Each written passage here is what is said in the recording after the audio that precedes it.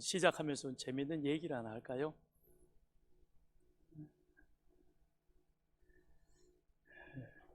한 교회에서 임직식 행사가 있었습니다. 장로, 안수집사, 권사 피택해서 이제 안수하는 그 행사를 하게 되었는데, 장로 임직을 받는 분이 계셨습니다. 그래서 자기 친척들에게도 연락을 해서 오시라. 그랬더니 가족들도 많이 참여했습니다. 그래서 이제 임직이 진행이 됩니다. 그런데 그날 이제 자기 조카가 장로 임직을 받으니까 삼촌 꼭 오세요. 그래서 오기는 왔는데 교회 행사가 낯설죠. 보니까 장로 장립 이렇게 되어 있습니다. 이게 뭔가 싶어서 궁금해서 그래서 옆에 앉아 있는 자기 친척 그에게 물었습니다. 여보게, 자네는 열심히 교회 다니니까 장로 장립이 뭐지? 이게 무슨 뜻이야? 물었어요. 그랬더니 이분도 헌법이나 이런 거에 대해 잘 몰라셨나 봐요. 그냥 교회만 열심히 다니셨어요.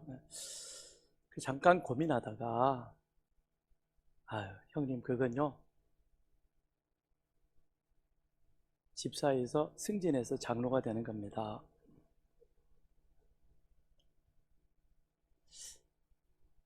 잘 모르시는 분이 계시나 봐요.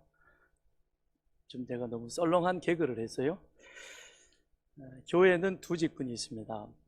항존직과 임시직이 있습니다. 항존직이라 하면 목사, 장로, 그 다음에 안수집사, 권사입니다. 임시직이라 하면 전도사, 서리 집사입니다. 항존직이라 하면 교회에서 항상 있어야 되는 직원, 그러니까 교회가 세워지고 교회가 존재해가는 그 과정에서 항상 있어야 되는 직원이 바로 항존직입니다. 목사가 있어야 되고 장로가 있어야 되고 권사가 있어야 되고 안수집사가 있어야 되는 거죠. 항상 있어야 된다는 것은 이건 다르게 표현하면 교회와 운명 공동체이다. 교회가 있는 동안에 그 사람도 있어야 되는 것이고, 그건 교회를 위해서 영적 특공대가 되어서 언제든지 교회가 요구하고 교회가 필요로 하면 자기 일이 아무리 바빠도 그걸 내려놓고 먼저 그 일에 헌신해야 되는 사람, 그런 자세, 그런 삶이 바로 항존직의 삶인 것입니다. 항존직이라 하면 이처럼 교회 운명 공동체이며 그 교회 운명 공동체이되 동시에 또한 주님의 교회를 위해서 낮아지고 섬기는 바로 그 자리인 것입니다. 그래서 자기 헌신과 희생, 봉사를 통해서 십자가를 지고 나가는 그 자리. 근데 평생토록 그 일을 감당했던 분이 계십니다. 그가 바로 오늘 본문에 나와 있는 사도 바울인 것이죠. 바울은 이방인의 선교사로 사도로 그렇게 부름을 받습니다. 베드로는 유대인들을 위한 사도로 부름을 받았습니다. 그래서 바울은 말합니다. 갈라디아서에서 그들은 내가 무할례자에게 복음 전환을 맡은 것이 베드로가 할례자에게 맡음과 같은 것을 보았고, 내가 바울이 무할례자 이방인들에게 복음 전하는 자, 베드로는 할례자 유대인들에게 복음 전하는 그와 같은 사도였다는 것입니다. 바울은 또 계속해서 로마서에서 내가 이방인이 너희에게 말하노라, 내가 이방인의 사도인 만큼 내 직분을 영광스럽게 여기노라 라고 말합니다. 내가 바울이 이방인의 사도였다는, 지금도 이방인의 사도로 섬기고 있다는 그것을 그는 가장 영광스럽게 생각을 했다는 것이죠. 바울은 사도로서 이방인들에게 복음을 전하면서 숱한 어려움이 있었습니다. 심지어는 생명의 위협까지, 돌에 맞아서 죽은 줄 알고 저 성 밖으로 그냥 그게 버려지는 그런 일들도 당했습니다. 그럼에도 불구하고 그는 내가 사도인 것, 특히 이방인들에게 복음 전하게 된 이것이 가장 영광스럽다라고 그는 그렇게 고백하고 있습니다. 우리 모두가 다 사도 바울 같지는 않지만 하나님의 은혜로 구원받아 하나님의 백성 되어진 그 은혜에 우리는 감사하며 영광스럽게 생각해야 할 것입니다. 아멘. 죽으시라 그럴까봐 아멘을 안 하시는 것 같아요. 근데 어차피 다 우리 죽어요, 그죠? 근데 누굴 위해서 어떻게 죽느냐, 이것이 우리 죽음을 영광스럽게 만드는 것이죠. 또한 우리는 구원받은 자이면서 동시에 주님의 몸된 서산교회에 또 귀한 직분을 맡은 자인 것입니다. 그래서 이 가운데는 여러 교회의 항존직 또는 서리직을 받은, 더 나아가서는 교회 각 부서를 섬기는 그런 자리에 있습니다. 이것에 대해서 우리는 감사하며 늘 영광스럽게 생각하며 이를 위해서 헌신을 다하는 여러분과 저가 되기를 바랍니다. 그렇게 이방인의 사도로 부름받은 이 사도 바울, 그에게 있어서 모든 이방인들에 대한 그런 관심이 남달랐지만 특별히 로마 교회에 대해서는 남다른 관심을 가지고 있었습니다. 그래서 사도 바울은 여러 번 로마 교회를 가려고 시도를 했지만 그러나 뜻을 이루지 못했습니다. 그래서 그는 편지를 먼저 쓰게 되는 것이죠. 바울은 로마 교회에 로마의 복음을 전하지 않았습니다. 바울은 로마에 교회도 세우지 않았습니다. 바울은 로마 교인들하고는 일면식도 없는 관계입니다. 그럼에도 불구하고 바울이 로마 교회에 대해서 큰 관심을 가졌던 것은 예루살렘 교회가 유대인들을 대표하는 그와 같은 교회였다면 바로 로마 교회는 이방인들을 대표하는 교회였던 것입니다. 그러기에 이방인들을 상대로 복음을 전하는 바울에게 있어서 이 로마 교회가 갖는 그 의미는 남달랐던 것입니다. 그래서 사도 바울은 가기를 원했지만 여러 번 길이 막히니까 먼저는 편지를 써서 그들에게 안부를 전합니다. 바울의 서신이 통상 보면 전반부에는 교리에 관련되어진 내용, 그리고 후반부에는 실천 사항들을 기록하고 있습니다. 로마서도 예외는 아닌 것입니다. 1장부터 11장까지는 교리에 관련되어진 것으로, 그리고 12장부터 15장 13절까지가 실천편에 해당되어지는 내용입니다.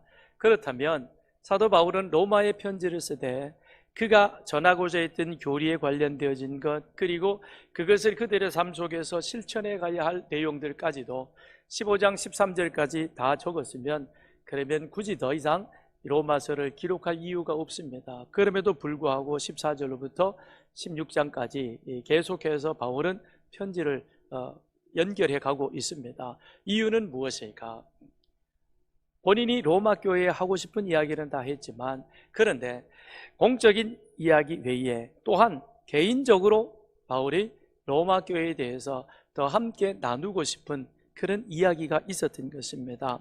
즉 이방인의 사도로 이방인 가운데 세워져서, 그리하여 로마 교인들 가운데 유대인들도 있었지만 상당수가 이방인들이었고, 그들이 신앙생활하고 있는 그것을 통해서 바울은 함께 같이 공유하고 싶은 그런 귀한 은혜가 그들 가운데 있었던 것입니다. 그렇게 사도 바울은 계속해서 14절에 내 형제들아 그러면서 개인적인 이야기를 바울은 기록하고 있는 것입니다. 14절에 보니까 내 형제들아 너희가 스스로 선함이 가득하고 모든 지식이 차서 능히 서로 구원하는 자임을 나도 확신하노라. 내 형제들아 라고 바울은 그들을 로마 교인들을 부릅니다. 한 번도 보지도 못했고 어떤 사람인지 알지 못하는데 형제들아, 왜 그랬을까? 예수 믿는 우리들, 예수 그리스도를 나의 구주로 고백하는 우리들은 모두가 다 한 형제요 한 자매인 것입니다. 그래서 우리들에게 있어서 가장 좋은 호칭은 장로도 권사도 안수집사도 아니요 형제인 것입니다. 형제이고 자매인 것이죠. 왜냐하면 우리는 예수로 말미암아 하나님 아버지라 부르는 그래서 하나님 앞에 한 형제요 한 자매가 되어졌습니다. 그래서 우리는 세상에 그 누구보다도 가장 친한 사이가 되는 것이고 허물 없는 사이입니다. 형제 자매로서 친하고 허물은 없지만 그러나 우리 안에 구별은 되어져야 합니다. 왜요? 친하기 때문에, 가장 허물 없기 때문에, 그렇기 때문에 형제라 부르고 자매라 부르며 내 기도 제목도 함께 나누지만 그 가운데 우리는 구별함이 있어야 됩니다. 지혜가 있어야 됩니다. 구별함이 있어야 된다라는 것이죠. 로마 교회 성도들에 대해서 형제들아 그렇게 부르면서 그러면서 바울은 계속해서 말합니다. 너희들은 어떤 사람들이냐? 로마 교회 교인들을 향하여 말하고 있죠. 스스로 선함이 가득하고 모든 지식이 차서 능히 서로 구원하는 자임을 나도 확신하노라. 너희들은 선한 사람이요 하나님의 지식으로 충만하고 그리고 말씀을 실천하며 서로 도우며 위하는 자임을 나도 안다라고 바울은 말하고 있습니다. 바울은 그렇게 말하는 것입니다. 그러면서 그런 너희들이지만 그러나 내가 너희로 하여금 한 가지 생각나게 하기 위해서 내가 너희들에게 대략 부분적으로 몇 가지만 더 함께 간증으로 나누고 싶은 이야기가 있다는 것이죠. 그래서 그러나 내가 너희로 다시 생각나게 하려고 하나님께서 내게 주신 은혜로 말미암아 더욱 담대히 대략 너희에게 썼노니, 여기서 대략이라고 하는 것은 부분적으로 군데군데, 그러니까 공적으로 전하고 싶은 꼭 필요한 얘기들은 1장부터 15장 13절까지 다 이미 나누었습니다. 그 다음에 지금 가는 이야기는 개인적인 이야기인데, 그런데 이 개인적인 이야기인데 너희들은 로마 교회 사람들의 신앙의 상태에 대해서 바울은 내가 추측컨대 내가 들어서 알고 있건대 너희들은 선하고 하나님을 아는 지식이 그리 부족하지 아니하고 또 그것을 너희들의 삶 속에서 실천하여 그것을 행하는 자인다는 사실을 나는 안다는 것입니다. 물론 그들의 부족함도 있을 것입니다. 그럼에도 불구하고 바울이 꼭 부족하다 못하다 이런 것을 탓하기보다는 그들의 신앙을 부족하지만 인정해 주면서 그러면서 내가 대략 너희에게 전한다, 쓰고 싶다 라는 이 얘기는 지금 쓰는 내가 하고자 하는 이 이야기가 혹 너희들에게 부담이 되거나 아니면 와 역시 바울은 말로만 듣던 대단한 사람인데 대단한 일들을 하였구나, 그래서 내가 하는 이야기를 듣고 너희들이 요즘 우리가 하는 시쳇말로 엄매 기죽어, 기죽지 말고 너희들도 괜찮은 신앙인이야. 그런데 나는 하나님의 또 다른 은혜로 말미암아 이런 일들을 그냥 했을 뿐이야. 그런데 이걸 내가 너희들과 함께 간증으로 좀 나누는데, 그런데 그것을 통해서 우리가 함께 같이 은혜로 받은 사명, 내가 은혜로 사명을 이방인을 향한 사도로 부름받았듯이 당신들도 함께 같이 나와 이 일에 동력자가 되었으면 좋겠다 라는 그런 마음으로 바울은 자기 이야기를 지금 하고 있는 것이죠. 그래서 내가 너희로 다시 생각나게 하려고 하나님께서 내게 주신 은혜로 말미암아 라고 바울은 말문을 열고 있는 것입니다. 바울은 참 대단한 사람이죠. 그는 보통 사람이면 한 번도 힘든 그런 전도를 3번이나 했습니다. 그 3번 하는 과정 속에 큰 어려움과 힘든 일들도 많았습니다.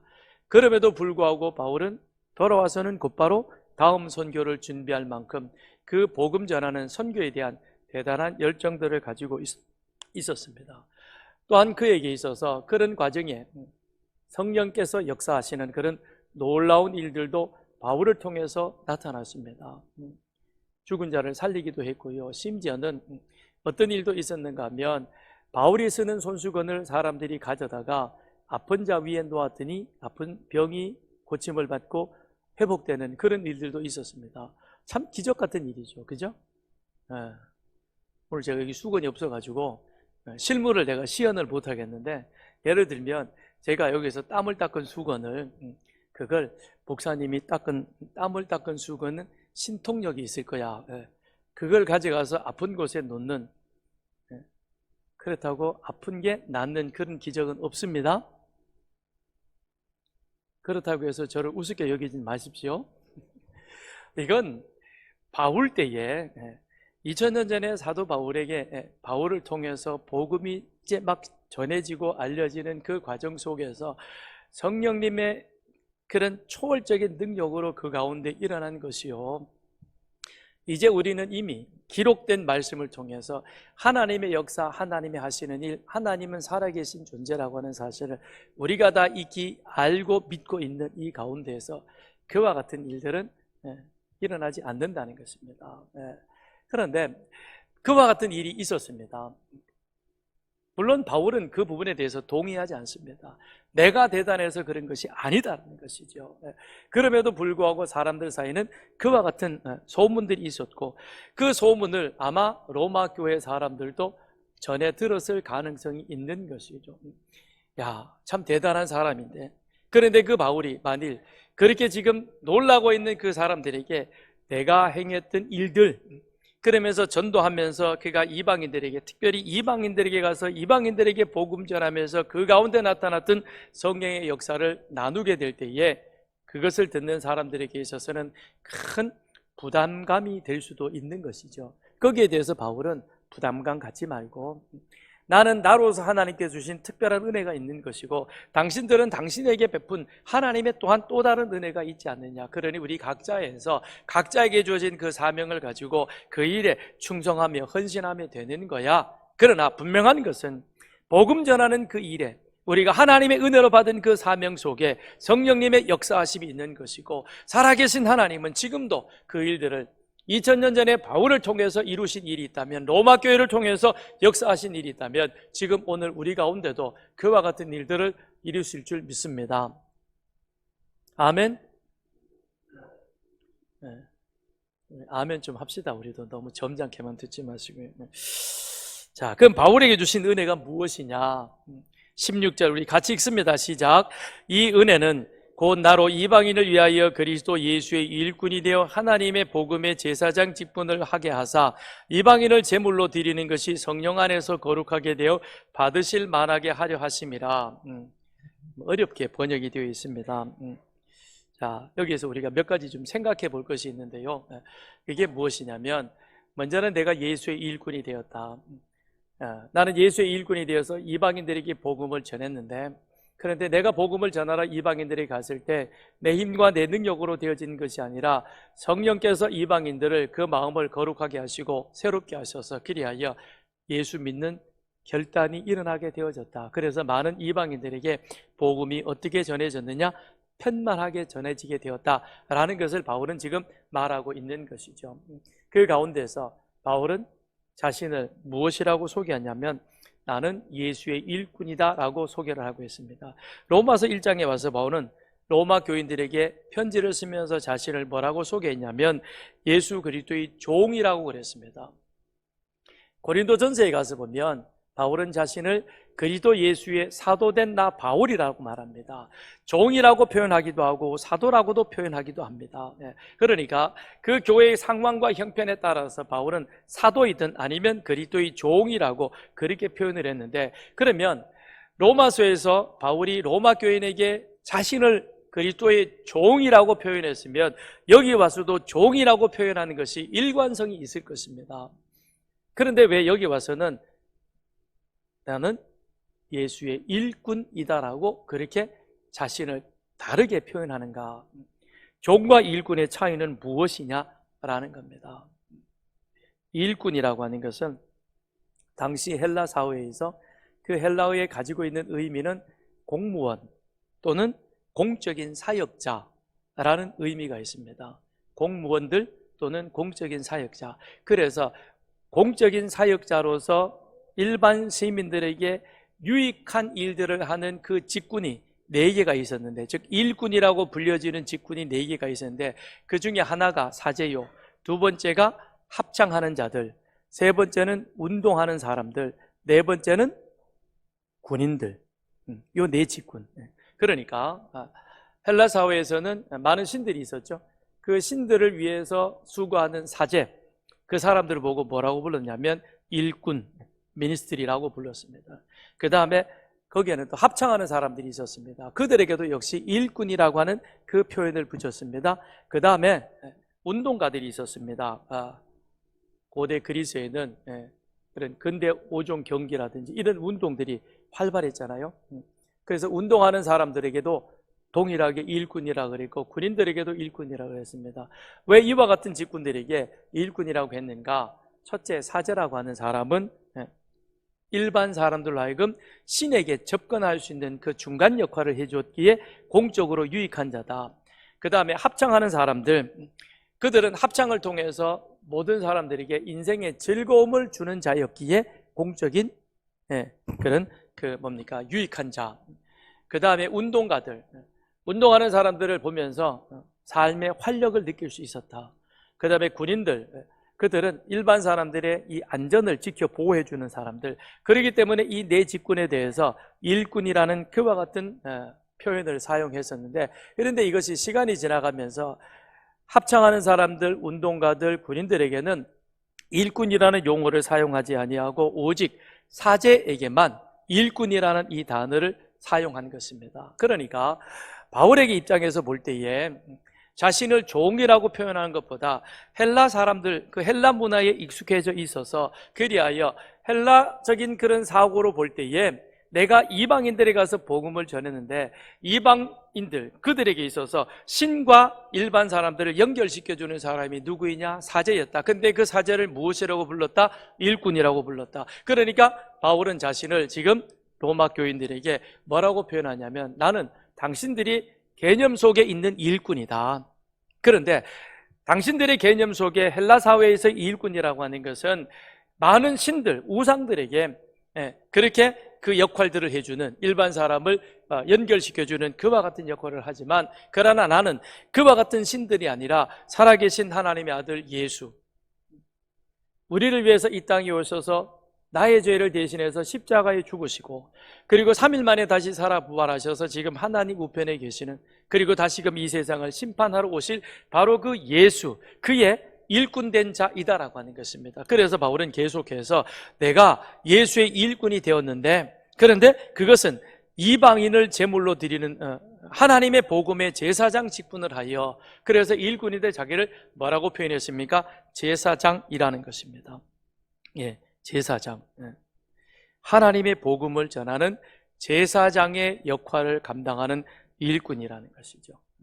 구약 시대에 보게 되면 제사장들이 아론 그 후손으로 위임식을 하게 됩니다. 그래서 혈통을 따라 이어져 가게 되죠. 그러면 이 제사장들은 그들이 하는 일이 무엇이냐? 내가 제단 위에 드릴 것은 이러하니라. 매일 1년 된 어린 양 2마리니 한 어린 양은 아침에 드리고 한 어린 양은 저녁 때에 드릴지며 그랬습니다. 제사장이 하는 일은 다른 것이 아니라 매일 아침 저녁으로 어린 양 1마리를 잡아서 그것을 하나님 앞에 번제로 드리는 겁니다. 번제와 더불어 소제와 전제도 함께 드리죠. 그런데 그 제물을 완전히 태워서 하나님 앞에 드립니다. 그런데 저녁 번제를 드릴 때에는 번제단의 이 제물이 그 다음날 아침까지 꺼지지 않도록, 그 불이 꺼지지 않도록 밤새도록 지키는 자입니다. 그리고 아침이 되면 그 죄를 잘, 번제단의 죄를 청소하고 또 아침 번제를 드리는 거죠. 그러니까 제사장은 하루 종일 아침에 번제를 드리고 저녁 번제를 드리고 이거를 1년 365일 계속합니다. 그리고 몇 년 동안 하는 거예요? 1500년 동안. 여러분이 갑자기 조용하시네. 모세에게 하나님께서 이런 제사장 제사 규례를 주셨죠. 그죠? 이 제사가 더 이상 드릴 수 없게 된 때가 언제입니까? 예수님이 십자가에 죽으신 것이죠. 그죠? 예수님이 십자가에 죽으실 때에 다 이루었다.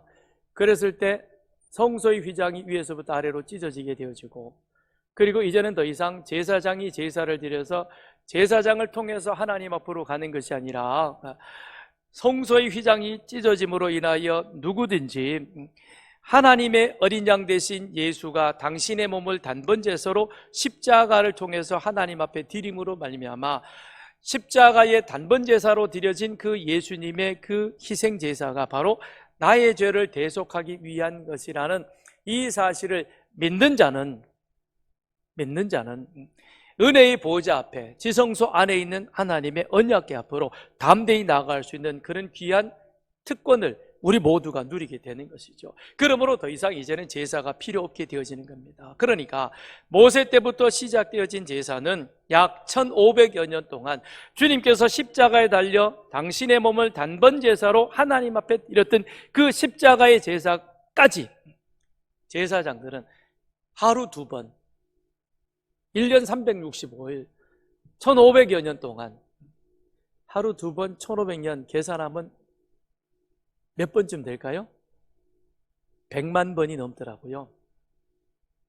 100만 번. 1년만 하더라도 730번을 드려야 되는 거예요. 그 제사를 이제는 더 이상 드리지 않게 되는 것이죠. 예. 그래서 구약시대에는 제사장이 제사를 드렸습니다. 그러나 예수님이 십자가에 희생당하시고 난 이후에는 그 다음엔 우리가 어떤 자가 되느냐, 베드로가 말하기를 너희는 택하신 족속이요 왕같은 제사장이 되어 너희를 어두운 데서 불러내어 그의 기이한 빛에 들어가게 하신 자의 아름다운 덕을 선전하게 하려 하심이라. 이제 우리는 어떤 자가 되었습니까? 왕같은 제사장이 되어 그리하여 우리를 어두운 죄 가운데서 불러내어 하나님 자녀되게 해주신 그 놀라운 일들을 전하는 자가 되게 하는 것이다. 그 일을 지금 베드로가 하고 있고 바울이 하고 있고, 그리고 로마 교회 이 지금 간증을 듣는 너희들도 나와 같이 이 일을 하자는 겁니다. 그런데 이 일은 지금 또 누가 해야 하는 겁니까? 여러분과 저가 하는 거예요.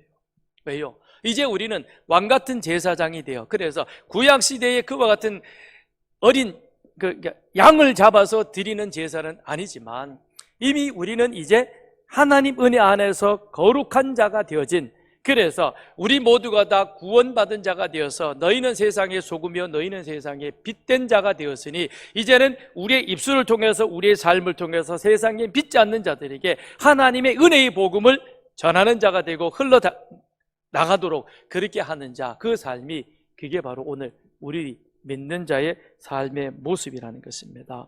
그래서 바울은 나는 지금 이방인의 사도로 부름받은 자가 되어서 기리하여 하나님의 복음을 전하는 제사장이 되었다는 것입니다.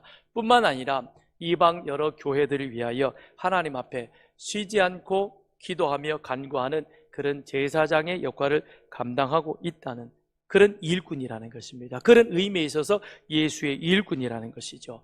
그러면서 계속해서 보니까 이방인을 제물로 드리는 것이 문자적으로 보면 바울이 인신제사를 드리나 이방인을 제물로 삼는다. 구약시대는 어린 양을 제물로 삼았는데 지금은 이방인으로 제물로 삼는다.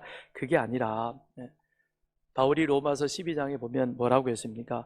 우리 몸을 산 제물로 하나님께 드리라. 이는 너희가 드릴 영적 예배니라 그랬습니다. 즉 우리 삶 전체가 하나님께 속한 것임을 알고 우리 삶을 하나님의 뜻대로 내어드리는 것, 이게 이방인을 제물로 삼는다는 것이죠. 다시 말하면 유대인은 이방인을 부정하다 했고 그 부정한 이방인은 하나님 앞에 가까이 나아갈 수 없다라고 생각을 했던 것입니다. 그렇기 때문에 유대인들은 이방인과 가까이 하지 않았다.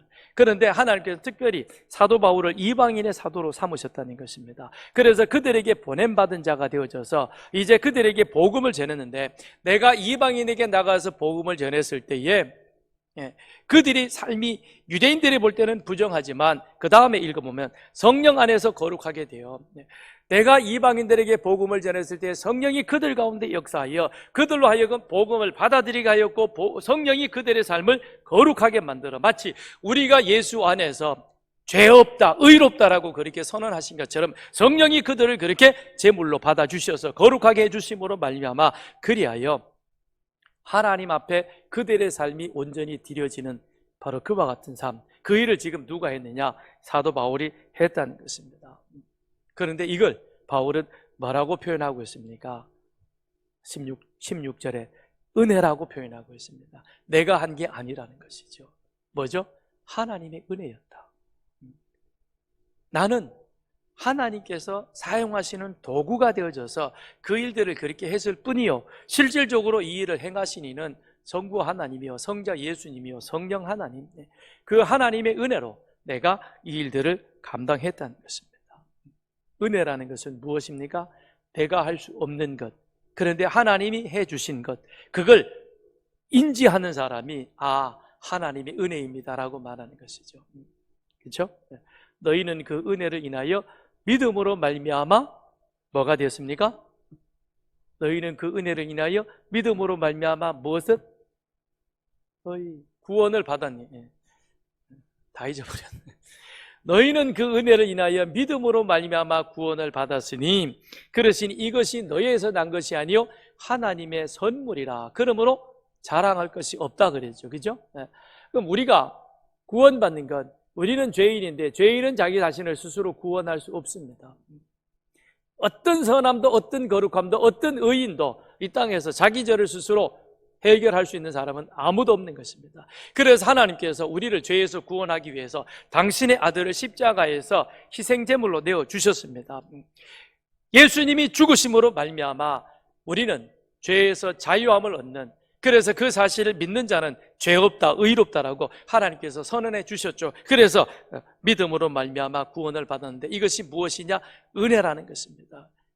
그 은혜처럼 사도 바울 역시도 내가 이방인들에게 가서 복음을 전했는데, 그런데 그들이 예수를 믿게 된 것이 그게 내가 한 것이 아니요, 내 능력이 아니요, 내 열심이 아니요, 무엇이냐?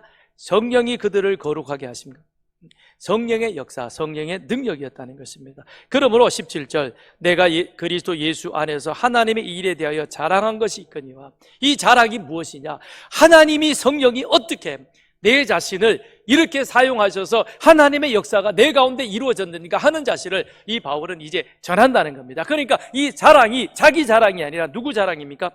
하나님의 영광을 그들에게 소개해 주겠다는 겁니다. 그래서 후반에 내가 가만히 18절 그리스도께서 이방인들을 순종하게 하기 위하여 나를 통하여 역사하신 것 외에는 내가 감히 말하지 아니하노라. 그 일은 무엇으로 만들어졌느냐? 말과 행위로, 표적과 기사의 능력으로. 크게 보면 두 가지죠. 말과 행위로. 바울은 가서 복음은 말씀으로 전하는 겁니다. 예수가 어떤 사람, 예수가 무슨 일을, 왜 예수를 믿어야 되는지 말로 하는 것입니다. 근데 말만 해서는 안 된다는 거죠. 같이 따라가는 게 무엇입니까? 행함, 삶이라는 것입니다. 그래서 신앙과 삶, 말씀과 삶, 이건 일치되어져야 되는 겁니다. 그러니까 예수 믿는 것들은 말만 잘한다, 이건 아주 잘못된 것입니다. 그런 말을 만일 우리가 듣는다면 철저하게 하나님 앞에 뼈를 깎는 듯한 모습으로 회개해야 됩니다. 나는 말은 잘 못하지만 저 사람은 정말 말씀대로 사는 사람이다, 이런 말을 들어야 그게 제대로 된 그리스도인인 것입니다. 바울은 그랬죠. 나는 말에는 어눌하나. 그러니까 바울이 말 잘해서 전도된 것이 아니라 어떻게 됐습니까? 말과 더불어 함께 삶으로 나아갔다는 것입니다. 말씀과 더불어 삶이 함께 나아간 것이죠. 이는 우리 복음이 너에게 말로만 이른 것이 아니라 또한 능력과 성령과 큰 확신으로 된 것이라. 바울이 데살로니가에 복음을 전했습니다. 3주간 아주 짧은 시간 복음을 전했는데, 그런데 이후에 바울이 데살로니가 교회를 굉장히 자랑스럽게 여깁니다. 왜냐하면 데살로니가 교회의 이 믿음의 소식이 마게도냐와 아가 온 지방 가운데 널리 퍼지게 되었습니다. 왜 이와 같은 짧은 시간 머물렀지만 데살로니가 교인들이 그렇게 열정적으로 예수를 믿고 그 다음에 그렇게 살아가느냐? 그건 다름이 아니라 바울을 보니까 열심히 저녁에 와서는 우리들을 모아놓고 강론을 하는데, 그런데 그 다음날 보니까 피곤할 터인데도 자신의 일터에 나가서 열심히 삽니다. 그리고 섬기고 헌신하고 봉사하는 그런 삶을 이 바울이 그렇게 살아가는 거예요. 말만 하는 것이 아니라 말에 따르는 행함이, 삶이 같이 갔다는 겁니다. 항존직 그거예요. 말이 필요 없는 거예요. 주님이 가라 하시면 가겠습니다. 가는 거예요. 주님이 멈추라 하시면 멈추겠습니다. 주님이 필요로 하신다면 내가 교회를 위해서 죽겠습니다. 그런 자가 항존직이죠. 그 자가. 그러니 말과 삶이 같이 가야 된다는 것입니다. 바울의 확신에 찬 그 말과 더불어 그의 삶이 같이 가니까 그걸 보면서 데살로니가 교인들이 예수를 구주로 믿었다는 것입니다. 자신들만 믿을 뿐만 아니라 자신들도 그렇게 삶으로 인하여서 그 아름다운 향기가, 소문이 각처에 퍼지는 그런 은혜가 있었다는 것이죠. 뿐만 아니라 바울이 그렇게 살아가니까 그 다음 19절에 표적과 기사의 능력으로, 성령의 능력으로 이루어졌으며 그리하여 내가 예루살렘으로부터 두루 행하여 일루리곤까지 그리스도의 복음을 편만하게 전하였노라. 그 다음에 따라오는 것이 무엇이 있었냐면 성령께서 표적과 그 다음에 기사를 그 가운데 나타나게 한 것입니다. 표적이 무엇이냐? 초자연적 능력에 의해 외부로 나타난 현상, 표적입니다. 초자연적인 현상. 멀쩡한 사람을 맹인되게 할 수 있습니까? 눈 감은 사람을 눈 뜨게 하는 것도 어렵지만 눈 뜬 사람을 눈 감게 하는 것도 힘들어요. 그죠? 그런데 바울이 전도하러 갔는데 1차 전도 여행 때 총독 서기옥에 복음을 전하는데 박수 엘루마가 박수 무당이 와가지고 계속해서 방해를 합니다. 그래서 바울이 그 사람에게 경고합니다. 계속해서 그러면 너는 앞으로 눈 뜨고 보지 못할 것이다. 그런데 정말 박수 엘루마가 장님이 되고 말았습니다. 보지 못하는 자가 되지 말았습니다. 보지 못하는 자가 되고 말았습니다. 이게 표적이라는 것이죠. 뿐만 아니라 바울이 가서 전하는 곳에서는 뭐도 나타나느냐? 기사가 나타났습니다. 기사, 말탄 기사가 아니라 기이하고 경이로운 일, 기이하고 경이로운 일. 바울이 2차 때 빌립보에 가서 전도합니다. 그런데 거기도 갔더니 귀신 들린 한 여종이 따라오면서 계속해서 소리 지릅니다. 바울이 귀찮아가지고 그에게서 귀신을 내쫓아버렸어요. 근데 그 일로 인하여 바울이 많이 맞고 그 다음에 착고에 처져서 신라와 더불어 함께같이 깊은 감옥에 던져졌습니다. 감옥에서 뭐 했어요? 바울이? 신라와 더불어 기도하며 찬양합니다. 그랬더니 놀라운 일이 일어났습니다. 땅이 움직이며 그러면서 옥문이 열리고 거기에 있던 모든 사람들이 메인 것이 다 풀어지는 이런 일이 나타나게 된 거죠. 그 일로 인하여서 거기에 있는 사람들이 예수를 믿었습니다. 그런데 이것은 중요한 것은 19절에 성령의 능력으로 이루어졌으며 내가 한 게 아니라는 겁니다. 뭐죠?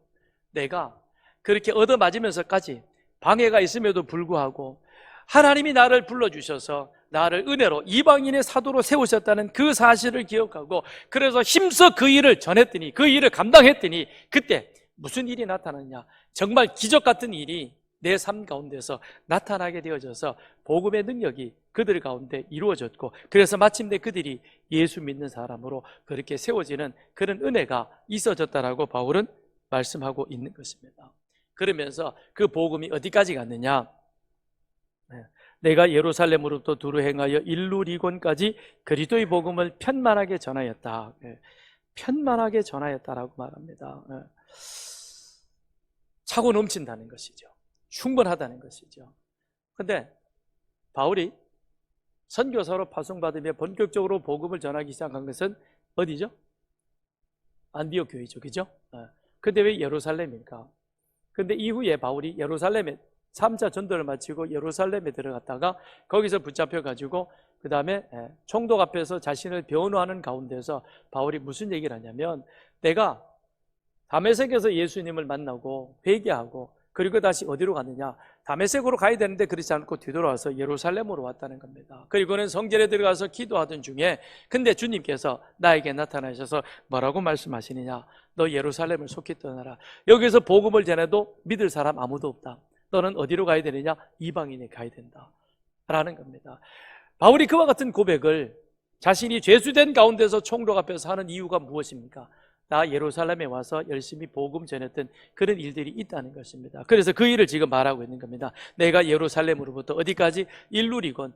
예루살렘에서 일루리곤은 지금의 유고슬라비아의 알바니아 정도 됩니다. 그 정도면 한 2,500km 정도 떨어진 아주 먼 거리입니다. 바울이 정말 여기에 갔을까? 사도행전에 자세한 기록은 나와 있지 않습니다. 그런데 바울의 전도 전략을 보면 아마도 바울은 거기까지도 복음이 전해졌을 것을 확신한다. 그건 무엇이냐? 바울의 전도 전략은 대도시 중심의 거점 전도 전략인 것입니다. 이건 무슨 얘기냐면 바울이 서울에서 출발해서 부산까지 내가 전도 가야 되겠다. 그런데 그 전도 가는 과정에서 바울은 서울을 출발해서 대전 찍고 대구 찍고 그 다음에 부산까지 가는 거예요.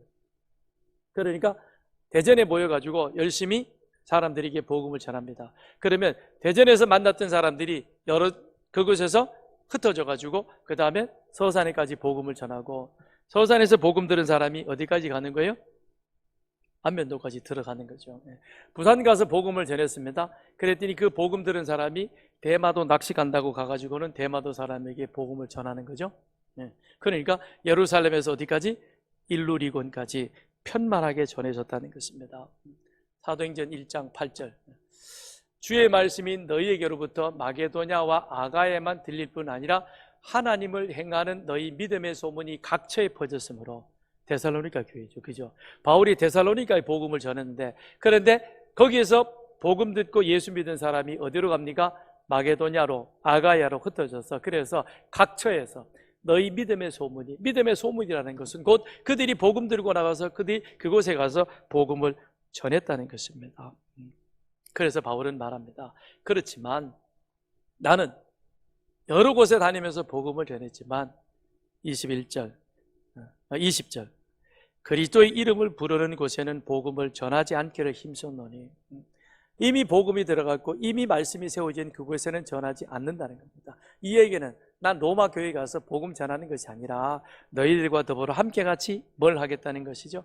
주님께서 땅끝까지 가라 그랬고, 그래서 21절에 보니까 주의 소식을 받지 못한 자들이 볼 것이요 듣지 못한 자들이 깨달으리라. 이사야의 말씀입니다. 전하는 자가 없는데 어찌 들을 수 있으며, 그 다음에 그래서 복음 전하는 발걸음이 아름답다라고 말하고 있죠. 그것처럼 이제 우리는 같이 이렇게 성령의 역사로 말미암아 어디를 가겠다는 겁니까? 아직 복음을 듣지 못한 자들이 있다면 저 서바나까지, 땅끝까지 가서 우리 함께 복음을 전하자는 것이죠. 그렇게 우리 열심히 함께 힘을 내자는 겁니다. 말씀을 마치겠습니다. 바울은 분명 특별한 사랑이, 그는 특별한 소명, 이방인을 향한 전도의 소명을 받았고, 그리고 그의 삶 전부를 들여서 그 일에 헌신했던 자인 것입니다. 그런 면에서 보면 우리는 사도 바울과는 아주 다른 사람입니다. 그렇지만 한 가지 공통점이 있다면 바울도 하나님 앞에 은혜 받은 자요, 우리도 하나님 앞에 은혜 받은 자입니다. 은혜는 똑같이 받았고, 다만 바울에게 있어서는 그 받은 은혜로 그에게 주어진 사명이 이방인들에게 가서 복음을 전하는 것이었다면 우리 역시 은혜 받은 자로서 이제는 이 은혜를 누구에게 전해야 되겠습니까? 이 시간 우리 다 한번 눈을 감아 보시기 바랍니다. 저를 보지 말고 눈을 감으세요. 오늘 점심 뭐 나오나 그 생각하지 말고, 자, 내가 하나님 앞에 은혜 받은 자인데, 내가 복음 들은 자인데, 그런데 이 복음을 나는 누구에게 전해주면 좋을까? 바울은 땅끝까지로 이방인들에게 그 은혜의 복음 전하기 위해서 그의 삶 전부를 드렸는데, 나에게 흘러넘치는 이 은혜의 복음, 지금 여러분이 눈 감고 기억하실 때 가장 먼저 떠오르는, 가장 먼저 기억나는 사람이 누구입니까? 그 사람에게 가서 복음 오늘 전하시길 바랍니다. 그 사람을 태신자로 작정하시길 바랍니다. 그가 하나님께서 올해 나에게 주셨던 복음 전해야 될 사람이구나, 하나님이 그 사람에게 복음 전하도록 나에게 사명을 맡겨주셨구나, 그래서 내가 오늘 예배 끝나고 나면 그 사람을 찾아가겠다, 그에게 전화해야 되겠다, 그리고 그를 위해서 함께 기도하며 반드시 이 복음을 전하고, 그리고 영혼사랑 주께 때 함께 그를 초청하여 복음 듣고 우리 모두 함께 영생의 소망을 누리는 자가 되어야 되겠다. 이 시간 우리 같이 함께 기도하겠습니다. 내 목소리가 내 귀에 들릴 만큼